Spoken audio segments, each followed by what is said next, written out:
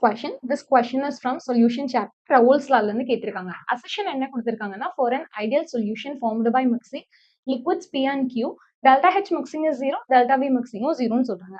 Ideal solution நாலே உங்களுக்கு delta H mixing as well as this delta H mixing ரெண்டுமே என்னவா இருந்திருக்கும்னா 0. ஏன்னா இப்ப solute இன்டராக்ஷனும் solvent இன்டராக்ஷனும் and solute interaction எல்லாமே இங்க என்னவா இருந்திருக்கும்னா சிமிலரா இருந்திருக்கும். Right? So first statement is correct. Reason என்ன கொடுத்திருக்காங்க? No interaction occur between P and Q. See, between P and P ஒரு interaction இருக்கு. Between Q and Q ஒரு interaction இருக்கு. Similarly, between P and Q என்ன இருந்திருக்கும்? ஒரு interaction இருந்திருக்கும். அப்போ இங்க reason என்னவா இருந்திருக்கும்? Wrong. What is our correct answer? First one is correct, second one is incorrect. So option 3 is the correct answer. Next question. See, this question is also from a solution chapter. Consider the following statements about the solution formed by mixing two liquids. First, என்னடா கொடுத்திருக்காங்க? An ideal solution thus formed obeys Raoult's law throughout the composition range. Ideal solution நாலே உங்களோட Raoult's law obey பண்ணணும். Obey பண்ணலன்னா அது என்னன்னு சொல்லுவீங்கன்னா non ideal solution சொல்வீங்க. So first statement இங்க என்னன்னு சொல்லலாம்? கரெக்ட்னு சொல்லலாமா? Second என்ன கொடுத்திருக்காங்க? Mixture of chloroform and acetone shows negative deviation from Raoult's law. Raoult's law ஓட graph பார்த்திருந்தீங்கன்னா தெரியும் ஒரு straight line இருந்திருக்கும், right? அந்த straight lineல இருந்து deviation இருந்துச்சுன்னா தான் positive negative சொல்லுவோம்.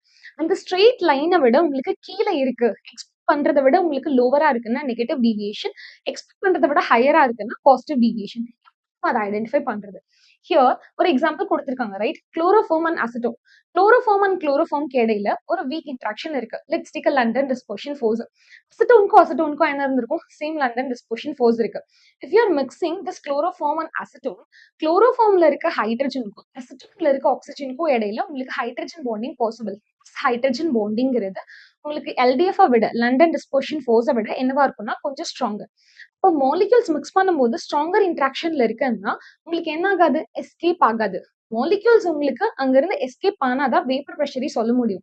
இங்க எஸ்கேப் ஆகுற ரேட் வந்து என்ன ஆகுது? உங்களுக்கு லோவர் ஆகுது.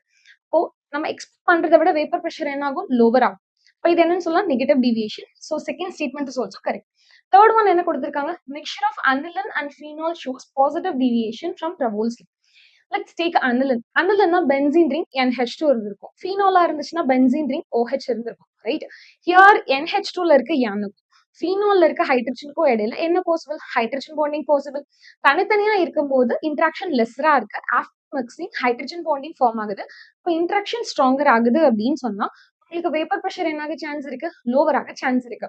அப்ப இதுவும் என்ன டிவியேஷன்ல இருந்திருக்கும்? Negative deviation. பட் இங்க என்ன கொடுத்திருக்காங்க? பாசிட்டிவ் டிவியேஷன் கொடுத்திருக்காங்க. So this statement is wrong. So what is our correct answer? A and B only. So answer will be option 1. Okay. See in the next question.